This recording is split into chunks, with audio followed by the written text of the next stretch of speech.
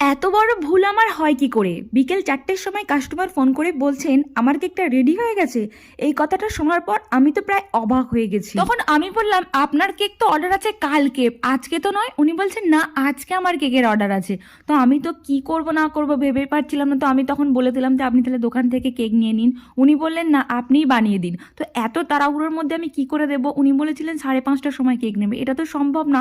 তার উপর আবার চকলেট কেক। যেহেতু উনি আমার থেকেই কেক নেন, তাই উনি বলছেন না, আপনার থেকেই আমি কেক নেবো, প্লিজ একটু টাইমটা ম্যানেজ করে দিন। তো আমি বললাম 5:30টার মধ্যে আমার পক্ষে মানে কোনোভাবেই সম্ভব না। তো আপনি চাইলে কিন্তু 6টা 6:30 নিতে পারেন। বলছে ঠিক আছে, তাই করে দেবেন।